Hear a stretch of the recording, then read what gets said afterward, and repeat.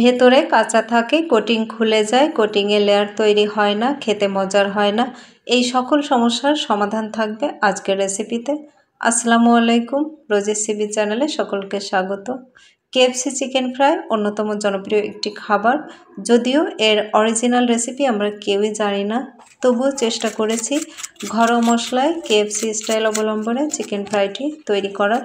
এই রেসিপিতে একবার বাসায় তৈরি করে দেখবেন, রেস্টুরেন্ট থেকে কিনে খাওয়া একেবারেই ভুলে যাবেন। তো চলুন প্রসেসটা দেখে নেওয়া যাক। চিকেন ফ্রাই তৈরির জন্য আমি এখানে চিকেন লেগ পিস সহ বড় সাইজের মোট 7 পিস চিকেন নিয়েছি। চাইলে আপনারা স্কিন সহ নিতে পারেন, স্কিন সহ নিলে রেসিপিটা আরও সুন্দর হবে। পিসগুলোকে আমি কাঁটা চামচ দিয়ে হালকা একটু চিড়ে দিয়েছি, যাতে ভেতর থেকে ভালোভাবে কুক হতে পারে। রেসিপিটি তৈরির জন্য আমার লাগবে বাটার মিল্ক। বাটার মিল্ক তৈরির জন্য আমি এখানে 3 টেবিল চামচ টক দই নিয়েছি। এটাকে ভালোভাবে ফেটিয়ে নিয়েছি। ফেটিয়ে নেওয়ার পর এখন এটাকে একটা মিক্সিং বলে নিয়ে নেব। এর মধ্যে আমি হাফ কাপ পানি দিয়ে দেব। এবার স্বাদ মতো লবণ মিশিয়ে নেব। হাতের কাছে বাটার মিল্ক না থাকলে এভাবে তৈরি করে নিতে পারেন। এখন এই বাটার মিল্কের মধ্যে চিকেন পিসগুলো দিয়ে দেব। দিয়ে দেওয়ার পর এবার ঢাকনা দিয়ে আধা ঘন্টার জন্য রেখে দেব। হাতে সময় না থাকলে 15 মিনিটও রেখে দিতে পারেন। আমি আধা ঘন্টা পর ঢাকনাটা তুলে নেব। এবার চিকেন পিসগুলো আমি অন্য একটি পাত্রে তুলে নেব। চিকেনগুলো থেকে আমি খুব ভালোভাবে পানিটা ঝরিয়ে নিয়েছি। ম্যারিনেটের জন্য মশলা তৈরি করে নেব। এর জন্য প্রথমে নিয়ে নিয়েছি 2 টেবিল চামচ রসুন বাটা, 1 টেবিল চামচ আদা বাটা, 2 চা চামচ রান্নার তেল। এই তেলটা দিলে মশলার ফ্লেভারটা খুব স্ট্রং হবে। 1 চা চামচ বা টেস্ট অনুযায়ী শুকনো ঝালের গুঁড়া, টমেটো সস 2 টেবিল চামচ, স্বাদমতো কিছুটা লবণ। প্রত্যেকটা স্টেপে লবণের আলাদা আলাদা ব্যবহার রয়েছে, সেটা বুঝে লবণটা দিতে হবে। আপনারা চাইলে এই পর্যায়ে 2 চা চামচ সয়া সস ব্যবহার করতে পারেন। এই রেসিপিতে সয়া সসের ফ্লেভারটা আমার কাছে ভালো লাগে না, তাই আমি সেটা স্কিপ করেছি। মশলাগুলো একসাথে ভালোভাবে মিশিয়ে নিয়ে মাংসের পিসগুলো এর মধ্যে দিয়ে মাংসের সাথে মশলাগুলো একবার ভালোভাবে মিশিয়ে নেব। তো আমি এখানে সব মশলা মিশিয়ে নিয়েছি মাংসের সাথে। এবার মিক্স হার্বের পরিবর্তে সব ধরনের মশলা তেলে গুঁড়া করে নিয়েছি, সেটা দিয়ে দিয়েছি 2 চা চামচ। এই মশলাটাকেও মাংসের সাথে ভালোভাবে মিশিয়ে নিয়েছি। ঢাকনা লাগিয়ে রেখে দেব আধা ঘন্টা। আধা ঘন্টা পর ঢাকনাটা তুলে নেব। মাংসের মধ্যে কিছুটা এক্সট্রা পানি গলেছে। এই পানি আর অতিরিক্ত মশলাটা আলাদা করার জন্য মাংসটাকে অন্য একটি পাত্রে তুলে নেব। এখন আমি চিকেনটাকে স্যুপ করার জন্য একটা মিশ্রণ তৈরি করব। এজন্য নিয়ে নিয়েছি একটা ডিম। মাংসের মধ্যে যে অতিরিক্ত মশলা ছিল সেই মশলাটা দিয়ে দেব স্বাদমতো কিছুটা লবণ। 2 চা চামচ ময়দা একটা আলাদা বাটিতে নিয়ে নিয়েছি, এতে সামান্য পানি দিয়ে মিশিয়ে নেব। মিশিয়ে নেওয়ার পর এই মিশ্রণটা আমি ডিমের মধ্যে দিয়ে দেব।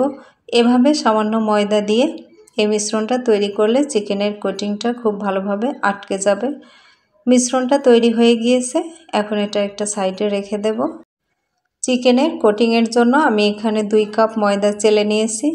2 কাপ ময়দার বিপরীতে নিয়ে নিয়েছি 1 কাপ কর্নফ্লাওয়ার। এখানে আপনারা কর্নফ্লাওয়ারের পরিবর্তে চাউলের গুঁড়াও ব্যবহার করতে পারবেন, অথবা শুধুমাত্র ময়দা দিয়েও কোটিংটা তৈরি করে নিতে পারবেন।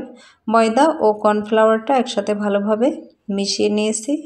এখন দিয়ে দেব স্বাদমতো কিছুটা লবণ, 1 চা চামচ শুকনো ঝালের গুঁড়া, আদা বাটা 1 চা চামচ, রসুন বাটা 1 চা চামচ। আমি এখানে আদা রসুন বাটা নিয়েছি, আপনারা চাইলে আদা এবং রসুনের পাউডারটাও ব্যবহার করতে পারেন।